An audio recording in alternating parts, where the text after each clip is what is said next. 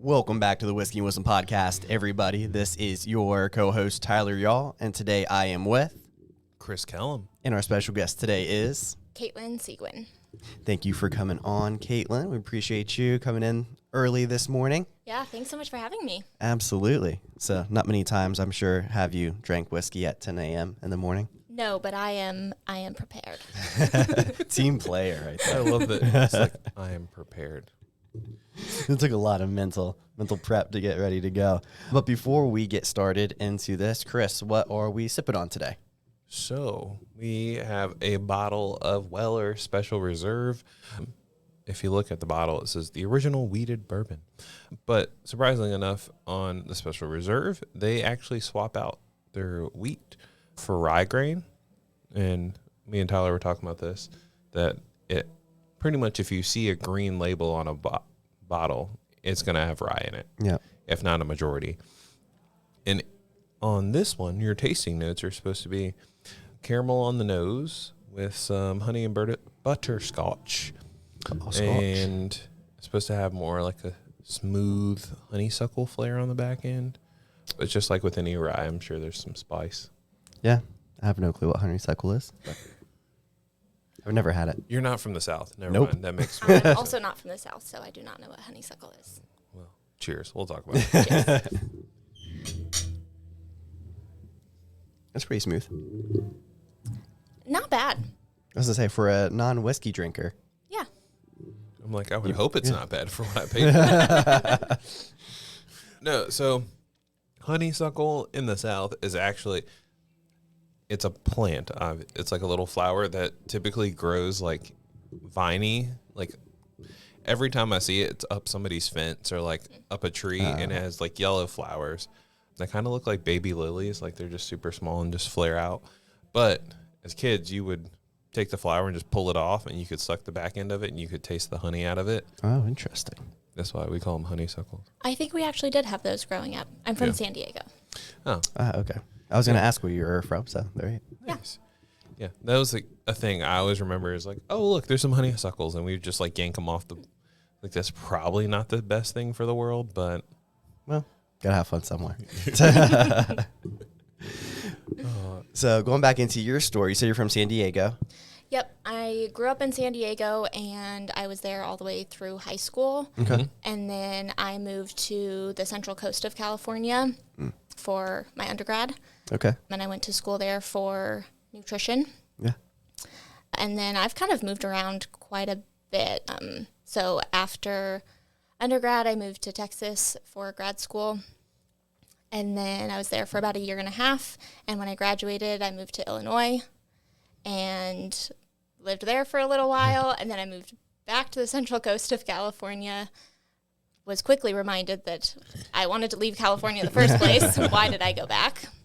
So I felt like I finally had the time in my life where I got to choose where I was moving. Like other things had always moved me different places.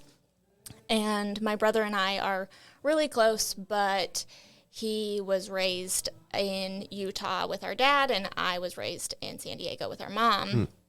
And so I wanted to live closer to him. And so I moved to Salt Lake City, Utah.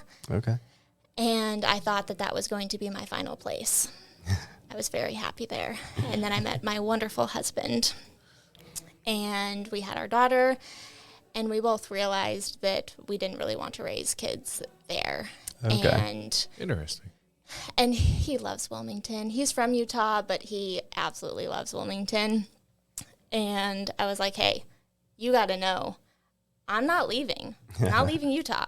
So are you willing to accept that? And he was willing, but he brought me out to Wilmington just to meet his friends and That's how it go to always the starts. beach. And I was like, oh my goodness, this place is amazing. And just fell in love. And we were here for a week, and we got home, and we were driving home from the airport, and I said, okay, I'll move.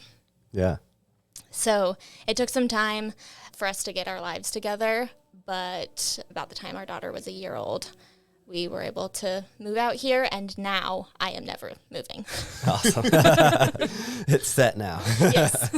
So how'd your husband hear about Wilmington before? He honestly just it was very random. Okay. He just wanted to get out of Utah and chose Wilmington. And when he got out here, he loved it. And that was probably like 12 years ago. Oh, wow. Okay. And so then he lived here for, I think, about 8 years Oh, all right. before moving back. He had to move back to Utah, and that's kind of how we connected. Right. But yeah, it was very random. Nice.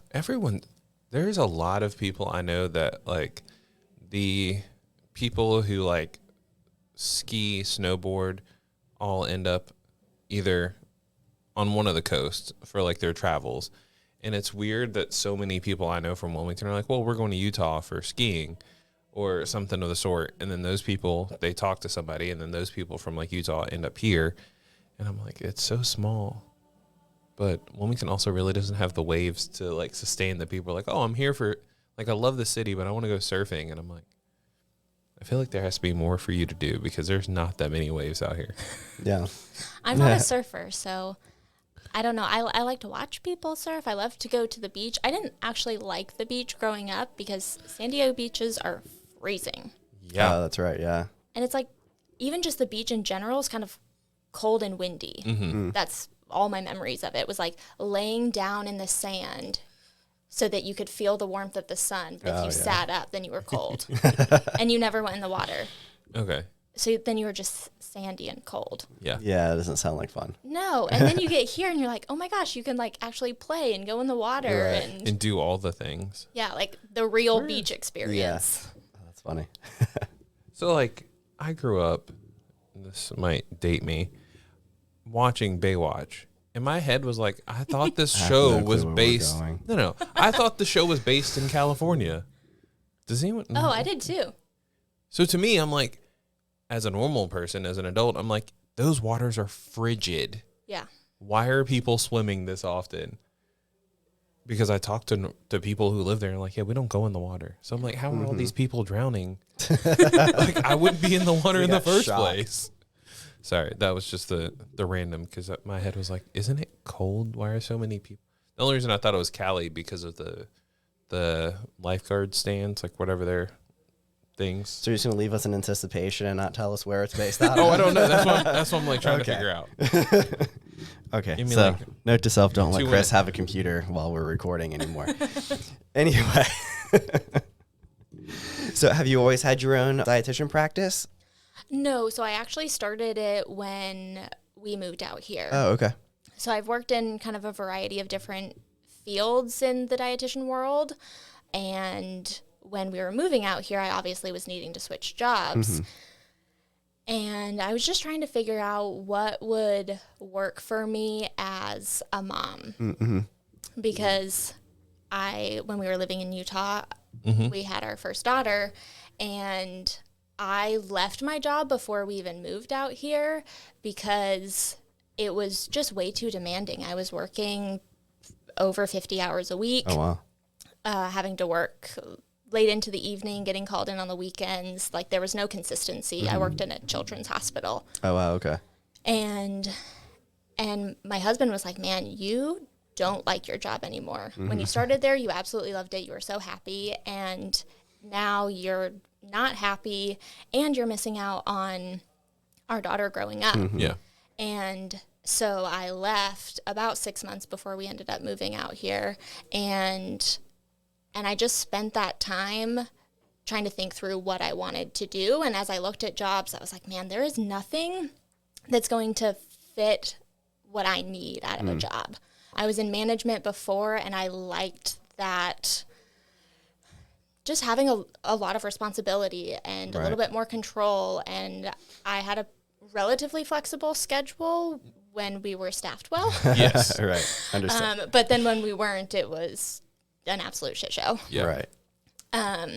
And so then I was like, well, I could start my own practice, and that would give me all of the things that I need. I would be in full control of everything.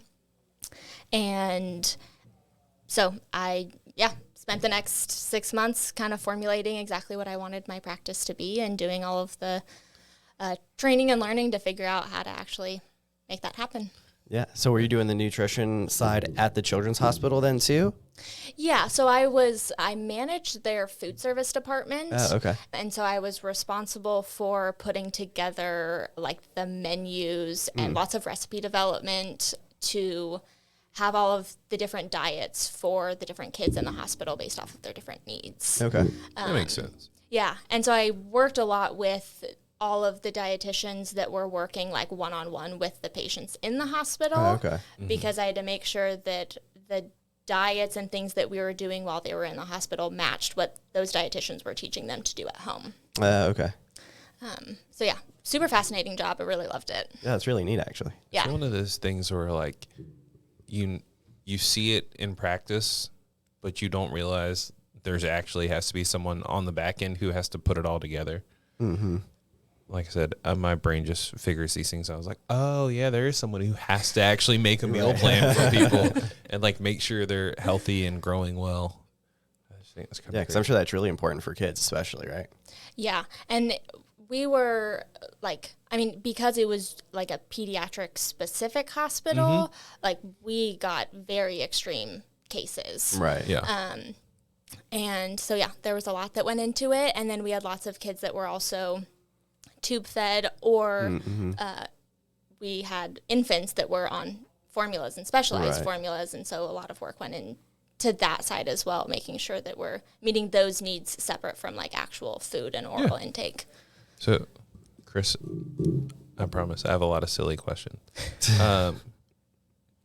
When someone's tube fed, you don't actually just crush up the food and feed it. Like it's a mixture of things. Like I've heard of tube fed because everyone has. I just don't know what that actually means. Like where does that food source or the nutrition come from? Yeah, so typically it is from basically like a formula, just like you would give to an infant that's not on breast milk. So they have different formulations based off of the different needs, and then there's ones that are pediatric specific and then ones for adults. Okay. So that's the standard, but there were a surprising number of families that wanted to do what we call as like a blenderized formula. So they would make their own formula from actual foods Oh, that's interesting. and then blend it up. And then we would have to take it into the hospital, and then we would put it in the tube to feed them. Oh, wow. So they would like literally just make a smoothie out of it. Pretty much, yeah. Wow. But there was a lot of support from the dietitians, I'm making sure, sure yeah. that, because it has to be complete nutrition. Yes. That's literally all they're getting. Okay. Right. Sorry. That's That crazy. was- Yeah. But what you're doing now isn't just pediatric though, right? No, so my practice is called Family Nutrition Solutions. So we do focus on families altogether. Okay. We see a handful of kids, but our primary focus is women who are trying to get pregnant through pregnancy, postpartum and breastfeeding. And then what we hear a lot is, I just don't feel right. I don't feel like myself. I can tell that something is wrong. Right.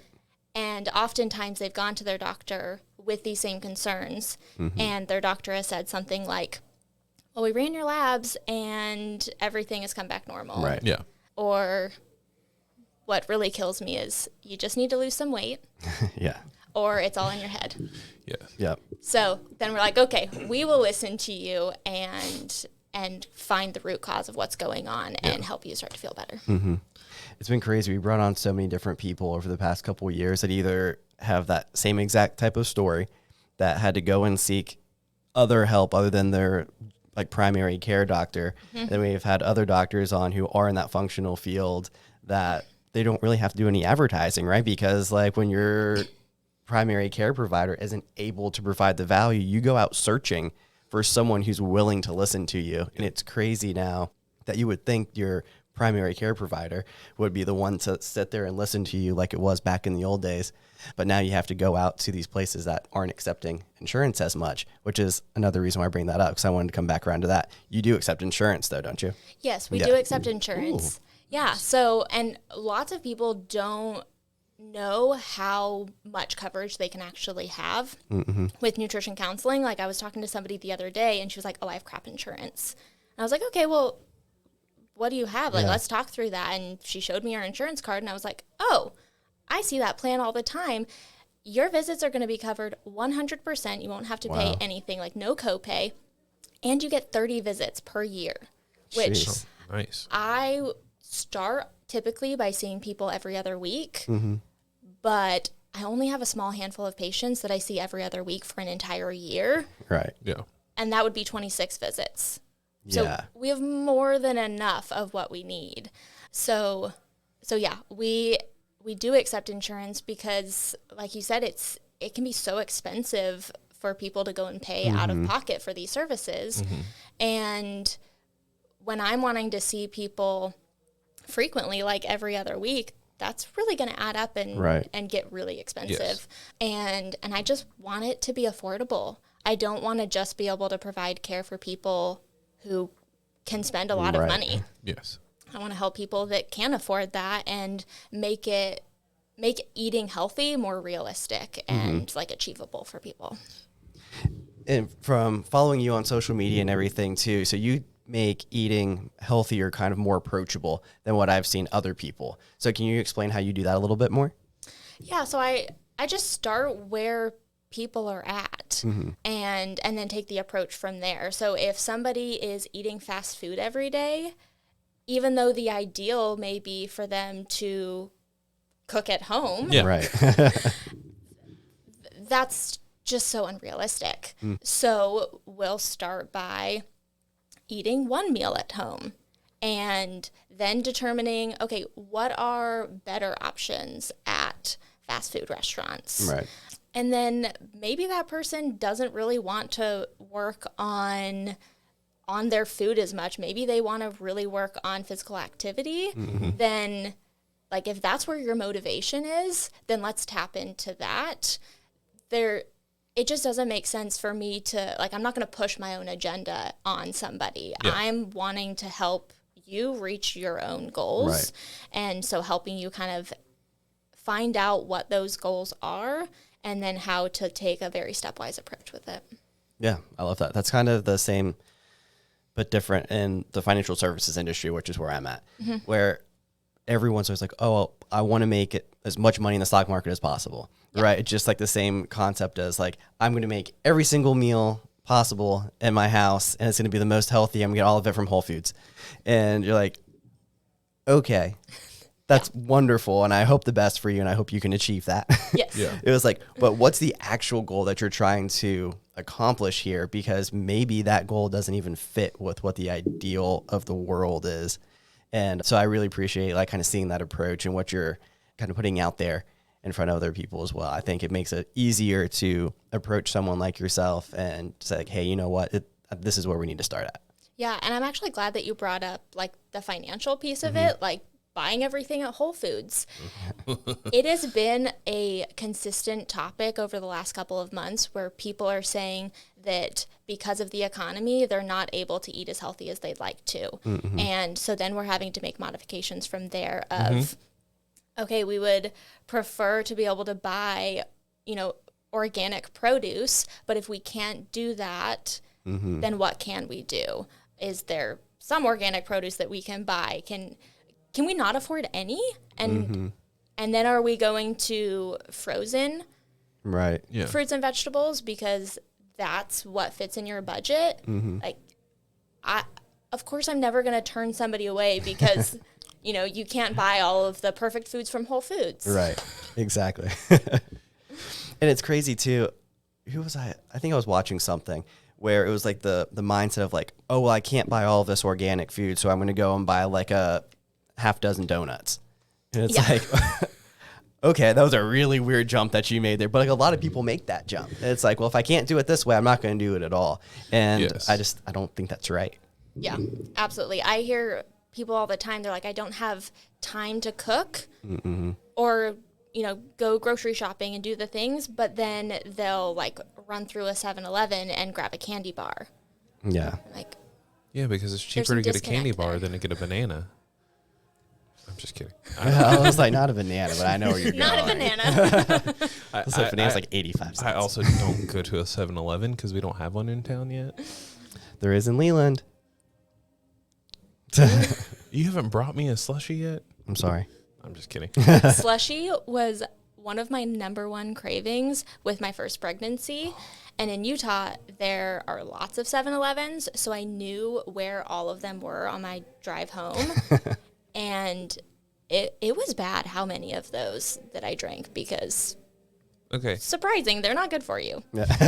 Really? So wait, Number one thing we're taking away from the podcast, slushies are not good for you. So wait, can you tell a difference between a slushie and an icy? Oh, I don't think I can tell a difference. Oh, that's so depressing. I mean, like, I don't remember drinking them before. It was just like you just my first trimester, so a solid like 13 weeks of slushies every day. I grew up here in Wilmington, so like we would go to Walmart, and that was the treat they would give kids. Is like you could go and buy an icy, and icy was like more foamy, I guess. Yeah, like it was more cloud like, whereas a slushie to me is more ice. Like I feel like it's ice with flavor, whereas like an icy is just puffy. I don't know. I just didn't know if you knew the difference. No. Nope. Not well versed in the slushy icy. True. But before I go back to normal content, Baywatch technically is supposed to be filmed in California, and then they moved to Hawaii at some point. But still, where are these beaches that people are just like chilling in the water when it's that cold? I don't know. Yeah. So I love the fact. Sorry. See, this We're is gonna just get back onto the Baywatch. Yes, I had to point out that I am not always off track. I do find answers at points.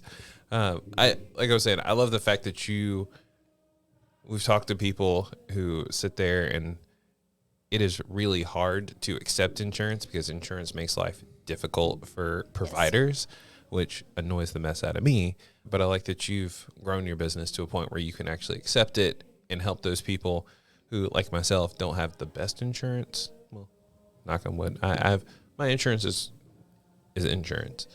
But for helping Most those people feel about it. helping those people out who, like you said, they say they don't have good insurance, and because I don't have good insurance, I can't be healthy, and then they don't go to a doctor, which then leads them to eating worse and worse foods. It just makes me happy that there's people who are like trying to help the smaller community get better and get healthier. Yeah, and when I am frustrated sitting on hold with insurance companies for 2+ hours trying to, verify somebody's benefits, I just remind myself that this is allowing me to give the services to more people. Yeah. And the people who are insurance-based tend to be more successful because they see us more often because they're not having to pay out of pocket. And I find that the people that are paying cash, they're only coming in to get like the nutrition education to learn like, okay, what do I need to do? But I'm not able to follow up with them as frequently for like that accountability and checking in and making smaller tweaks. And so they end up not being as successful. So there's like a twofold of it actually does work better when I'm able to use insurance, where my friends who have other practices, like it's really common in the physical therapy world, where insurance is limiting their ability to give us much success for people.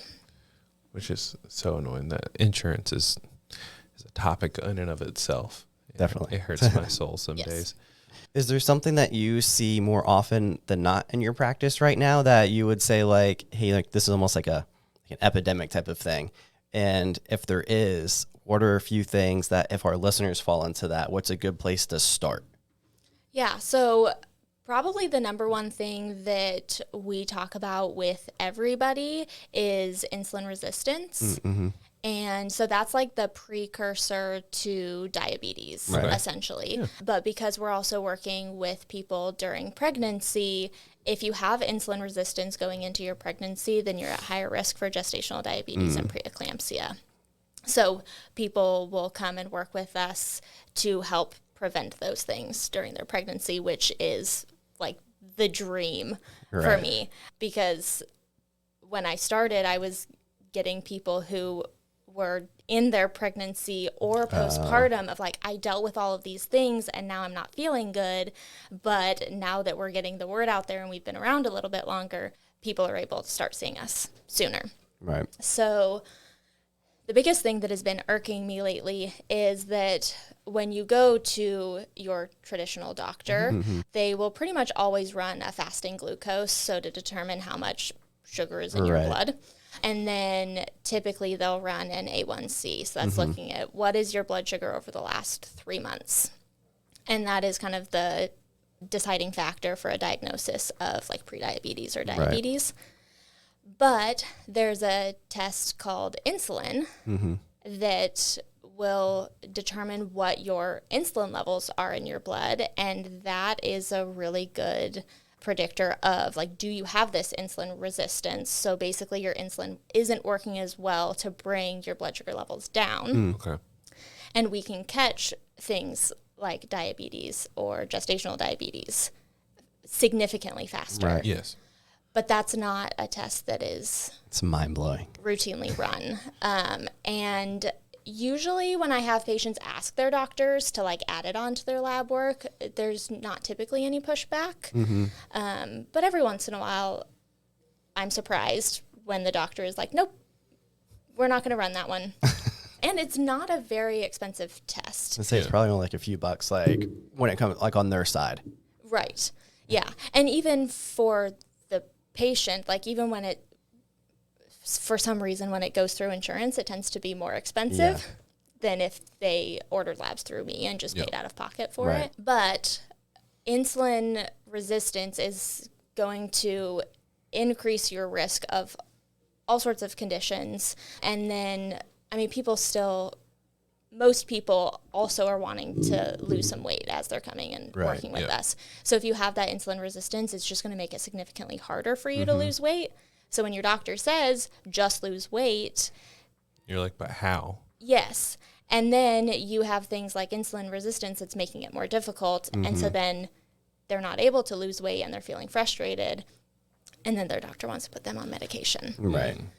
So some things that you can do to help kind of reverse this insulin resistance or make your insulin more sensitive is making sure that you're eating enough protein with every single meal or snack. And the snacks and breakfast is where people get a little wonky. Right. Because a typical meal, you're going to have, like your meat and your starch and your veggie, and that's normal for lunch and dinner.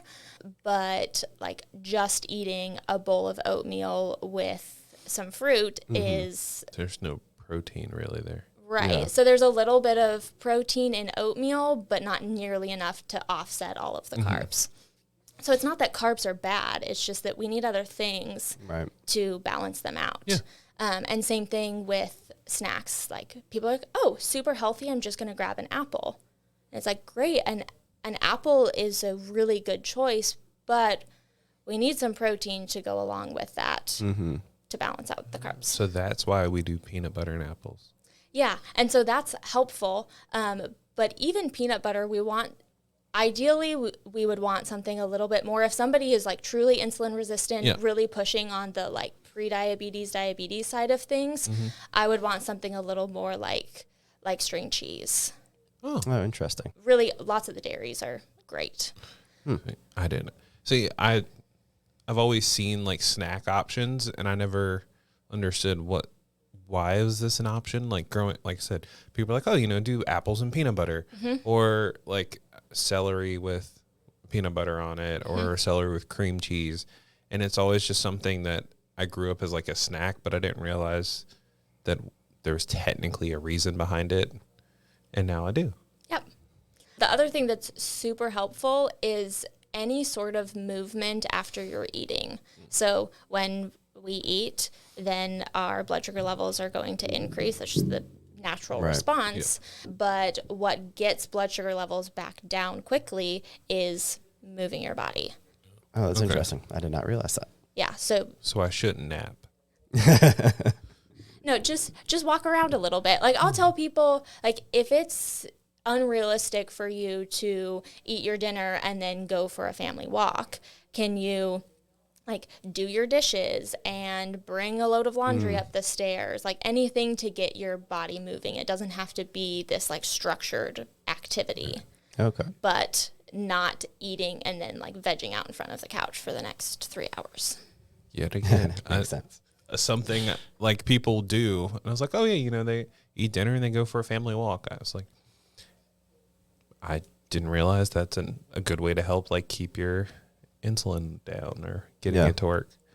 Yep. So many things I learned today. That's why we do what we do. Yep. I'm just like light bulb, just flip that switch over and over again. Yeah, and so fun. That's where my goal is to make things simple and realistic, because I've got 2 kids. I don't have the time to be doing a ton of structured exercise. I would love to. Yeah. But business, mom, life. Yep. Yes. So how can we incorporate activity and even some of these healthy eating things into all of the chaos? And when you're meeting with people like one-on-one, do you notice that depending on like their background or whatever, that they need different type of, what's what I'm looking for? Like nutrition, I guess. Like, do some people work better with a higher protein diet than other people do? Or is it like pretty standard that like you should get this much of protein or whatever the case may be? Yeah, I would say that I do it more based off of what the person's goals are. Mm-hmm. And then I do factor in their personal preferences. So there is typically a pretty solid, like narrow range of protein that I'm going for. And then between like fat and carbohydrates, we can kind of balance out. Of course, I'm going to give my recommendation based off of like, here's medically what you need. Right.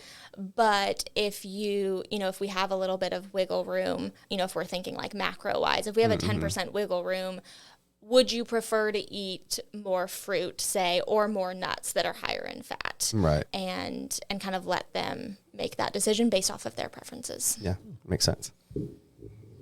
Sorry. I'm just listening and just absorbing all of this information. It's sorry. It's what I do some days. Yeah. So string cheese wise, Yes. you're talking about like snacks and like healthier things for people throughout the day. Mm-hmm. Do you suggest more of the 3 meal a day, or do you suggest more 7 smaller things?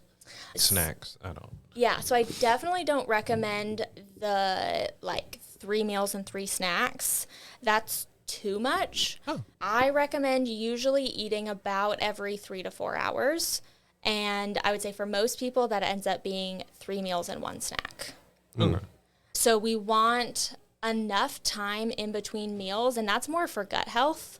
We need to give our digestion a little bit of a break without just like constantly shoving food down our gullets. Nice. So we want a little bit of a break. But then for blood sugar, if we're going way too long without eating, then that can cause a little bit of a stress response for our body. Our blood sugar can start to dip too low, and so then that releases cortisol in our body, which then it's our body's natural response to increase our blood sugar levels. And so we want to prevent that. Like, we don't want to stress out our body simply from not eating enough. So that's why I'm hangry. Yes. That is like the exact definition of hangry. See? That's my, not the hangry part necessarily, but just like I get involved in whatever I'm doing and I just don't think about eating until like it's too late, and then I start having like my blood sugar issues, and that's where my like downfall is, because I know I should be eating more protein, especially working out and staying as active that I tried to. And so that's always like my downfall. So with that being said, do you have any tips or tricks that I should probably start doing to remind myself to eat more protein more often? That is also my downfall. Yeah. I get way too busy and just completely forget about eating, which is not good. That's why I practice what I preach and not what I actually do. But I find that people who kind of struggle with this do really well with protein shakes or smoothies, because you can typically drink it as you're doing other things. Right. And it's an easy way to just add in a bunch of good stuff. So I usually suggest adding in like chia seeds and, of course, your protein powder. Right. And so it's an easy way to get in nutrients. For some people, they literally put like a timer on their phone to remind them of like, hey, I need to take a break, because you probably, if you're if you're sitting and working, you probably also need to get up and move around a little bit. So that often works for people. That's what I was trying to start since, I guess, beginning of November is when I like started really bad, like not eating anything. And so I had a calendar set on my computer, be like, hey, get up and walk around, like go do something. And so what my walk ends up being is walking to Harris Teeter and like getting something over there and then coming back and then like eating it at the desk. So at least I'm getting like a walk in and getting like probably not some of the best protein shakes that you can get out of Harris Teeter, but like something like that, or like beef jerky or something. Yeah. So trying my birds best. with one stone. Right. Because I also find myself getting really upset when I just sit at my computer all day and not doing anything, and the physical activity going down. And I will make a statement because I know some people are silly. Everything we're saying are just suggestions because everybody's different, right? Absolutely. Right. Yes. Which is why we primarily just do one-on-one counseling, because everybody's different and where they're at is different, and what's going to work for one person isn't going to work for the next person. So yeah, that's why I don't have any sort of like set program either. It's like you come in for the first appointment and then we're going to determine how often you need to be seen and all of that, almost one visit at a time. Okay. I can tell people typically for the first 3 months, we're going to work together every other week. And most often at that point, we can go out to once a month. But sometimes people come in for the first appointment and I'm like, oh, you don't really need as much of that accountability. Like you're really good at, I tell you what to do and you're just going to do it. And so then we can meet less frequently. Nice. Kind of semi-random question. Have you, because I know you've seen people of all shapes and sizes, is it really a thing for someone to naturally be just like a heavier set? There's a ton of genetics involved. Okay. So yes, it is normal. It's common for somebody to be heavier set and for it to be unrealistic for them to become very thin. Yep. Yeah. Okay. Yeah, I mean, I always see this thing where everyone's like, doctors are like, gotta lose weight, you gotta work out. And I know people, I'm like, I see them in the gym. I know they're eating healthy, but they're just naturally like, I just wanted to put out there, like, some people are just naturally going to be heavier. Like, even, like, you look at their blood work and it says they're healthy and, like, you see them out eating and you're like, oh, like, they're eating better than I am. But Right. Yeah. I totally lost my train of thought. Welcome to my life. Right. I think it's a good pause for a sip of whiskey. Yeah, exactly. So, what do you think about this whiskey? Like, thoughts? I mean, I'm actually very surprised because for somebody who doesn't drink whiskey, like, I'm having a good time. Like, it's good. Yep. It doesn't totally, like, fry my mouth. Right. Yes. That's a nice thing about Weller. It's not going to be, even though I think that one's a decently higher proof, or it just feels like that because it's the rye, but it doesn't, like, burn the whole way down. Yeah. It's a 90. Okay, yeah. It'd be good in an old fashioned. It would be. I like old fashions. See? You know who makes a really good old fashioned? Who? Me. I had a feeling we were going down that road. Oh, did you think I was going to be like a bar across the street? No, I had a feeling it was going to be you. Oh, okay. Yeah. Yeah. One thing I want to say about people who tend to be a little heavier set, I often see them, they've dieted for so long, and by the time they come to me, they're eating like virtually no calories. And so then I'm always looking at the history of like, what has your weight been your entire life? If you recently gained a bunch of weight, then it makes sense that we could help you lose weight. Yeah. Right. Yeah. But if you've always been heavier set, then it's unrealistic to get you down into like a normal BMI, and Yeah. BMI is nonsense anyways, so we should never go based off of that. Well, it's always funny with BMI. So I wrestled when I was really young. And so I was working out before, like I probably should have been working out and everything. So I had a what's it called? Where they like pinch your skin, like to find out how much. Oh, the like skin fold test. Yeah. So they did that, and they were like, oh, okay, I think it was 4% body fat. So like super low. Yeah. And like unhealthy low. Yep. And so I go do all that, and then I go to, because I had to do it for wrestling to determine if I was allowed to lose weight or not. Mm-hmm. I wasn't, obviously. And so then I go to the doctor to get my physical for it. And doctor comes in and was like, oh, your BMI is too high. Oh, my goodness. And my mom was sitting there because I was only like 15 at the time. And she was like, you want him to lose weight? Yeah. It was like, where? Yeah. This is like, he literally just saw a doctor like 2 weeks before you saying that you didn't have enough fat on him. And he was like, oh, yeah, sometimes that BMI is a little bit off. Like a little bit? Yeah. Well, when I was in the military, like this has been controversial for years, but they would do a tape. If you didn't hit like your height and weight standards, and because the military is based on men, not women, every single female I know, minus like 2, had to get taped. Oh my goodness. And I'm like, this doesn't make any sense, because obviously women, their setup's going to be different than men. I always had to get taped, even like the day like I left basic training. I went like not even a week later, I went back to my unit, and they're like, okay, cool. Well, look, Chris, at 6'2", you're supposed to weigh 207 pounds for your age. And I'm like, that's the max I can weigh? and I was like 21 at the time.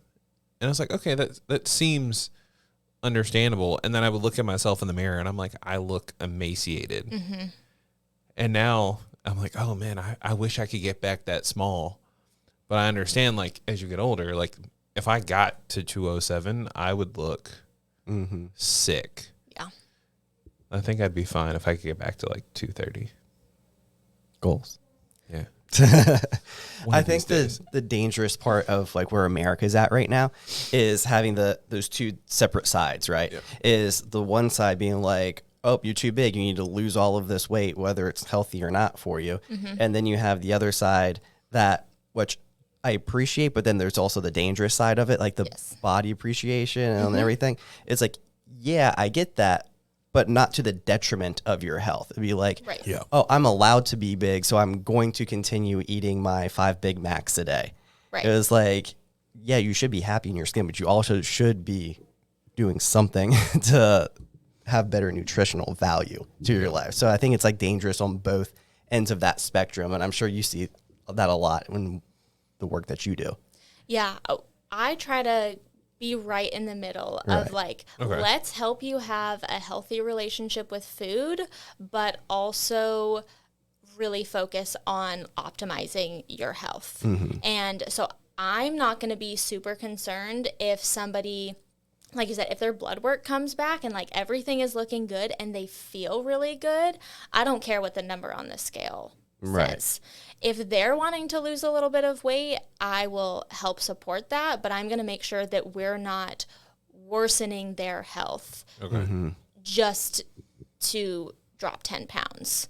Because I've seen way too many times with, like, the Optavia diet is my least favorite right now. Because I forgot that, yeah, it is so restrictive. And then I get people coming to me that have been on that diet for sometimes a short period of time, like 1 to 6 months. Mm-hmm. 6 months is a long time to be on a diet like that. Yeah. And their hormones are shot. Like, oh, wow.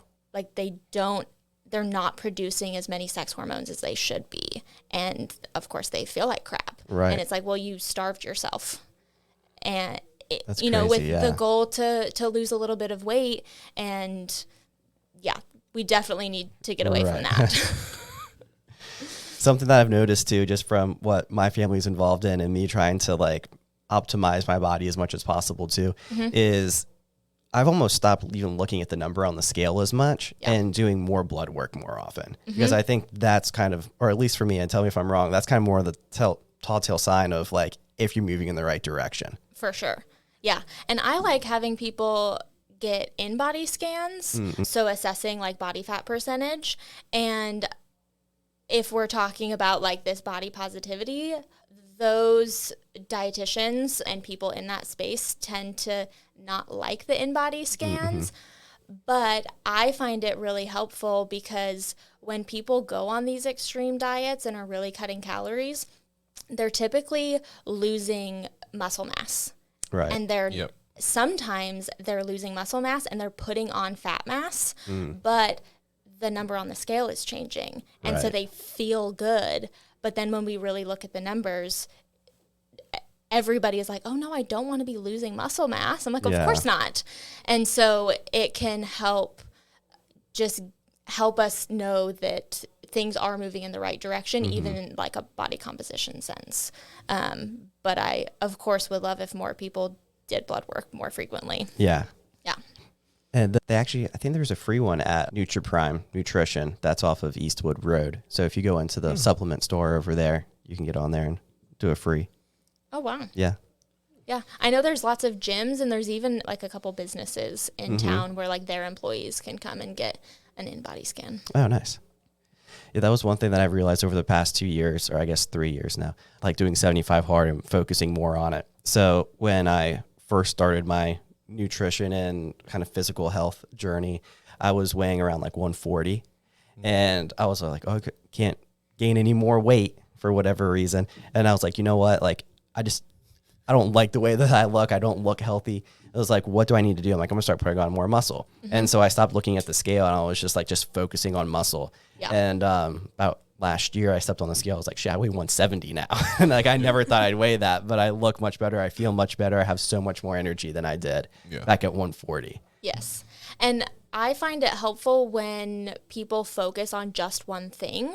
And so if somebody's coming to me and they're like, okay, I have diabetes and I want to lose weight and I also have high cholesterol, it's like, okay, can we pick one of those things and really focus on it? Yeah. And other pieces may also improve, but when we're trying to do a million things at once, it's just more overwhelming. So like, let's focus on one and move the needle there. Yeah. And then we can see where we need to go after that.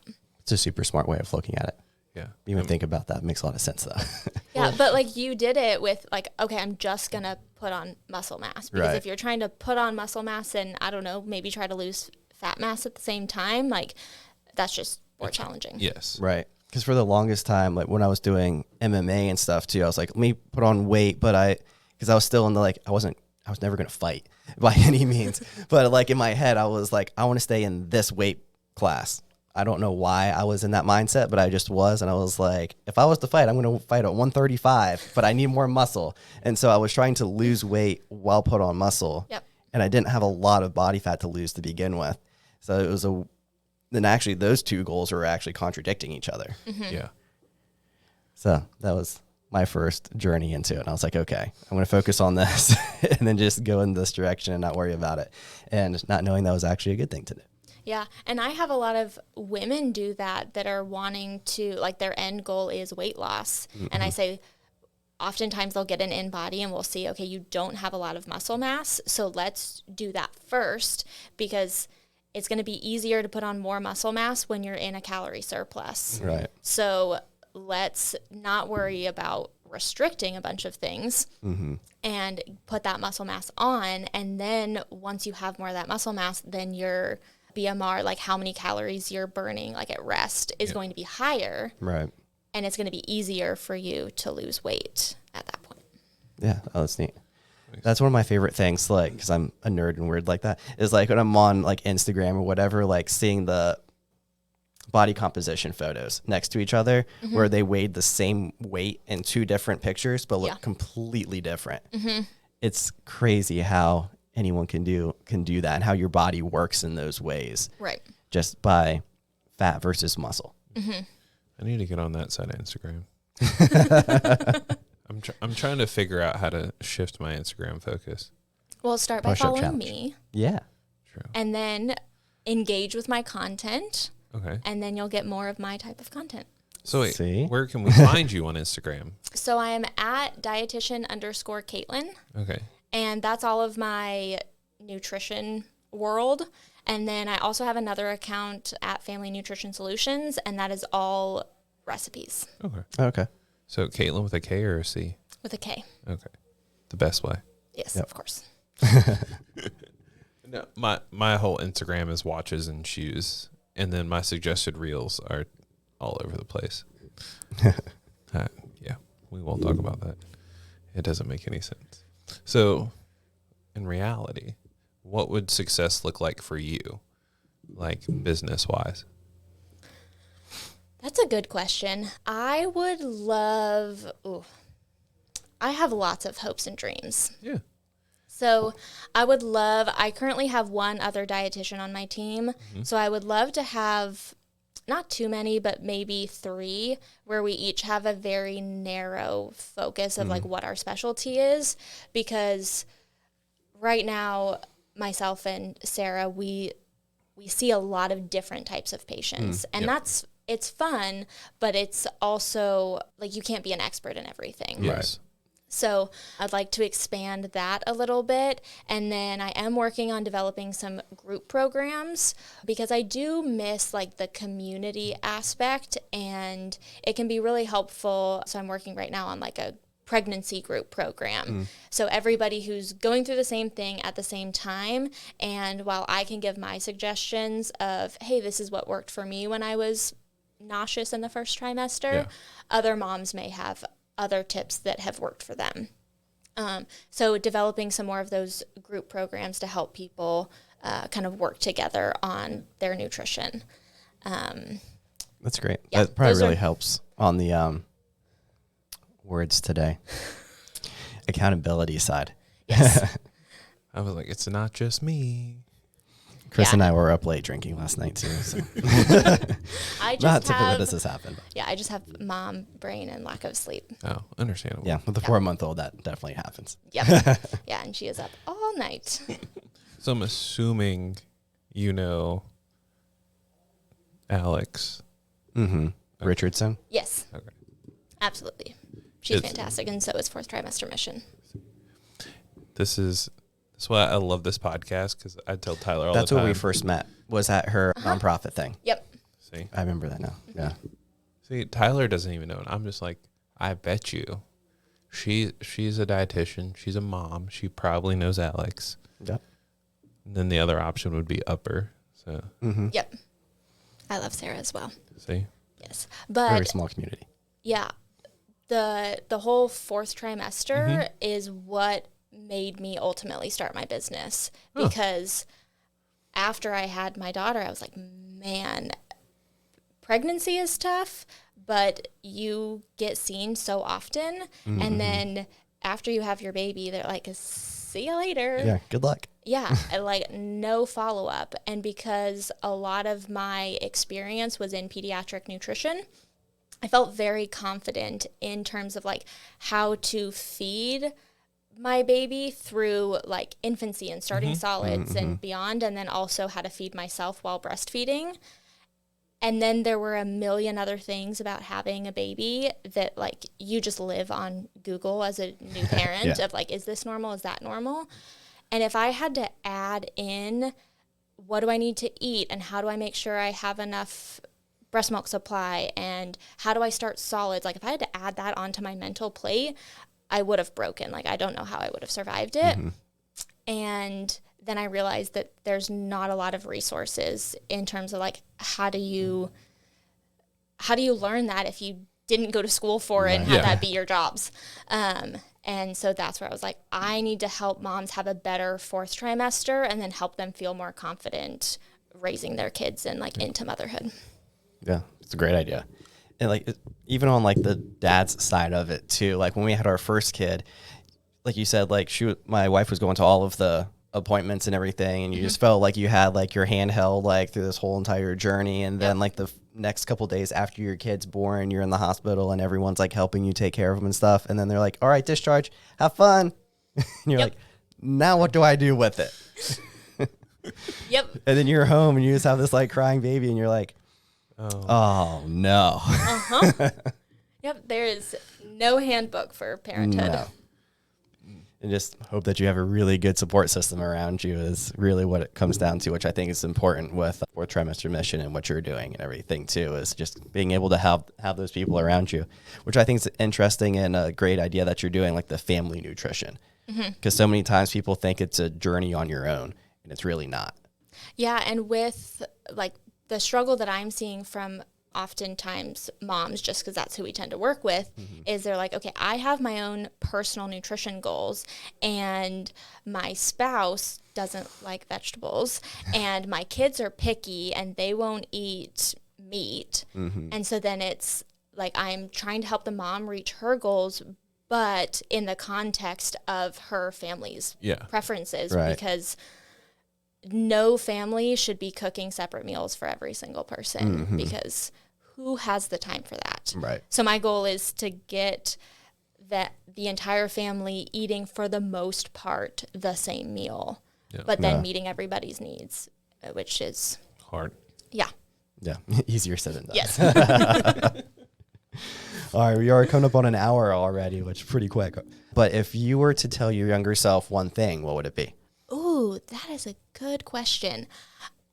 Be confident in yourself, which I don't know how to like instill that, but that's what I would have told my younger self, because I struggled with just like, who am I for the longest time?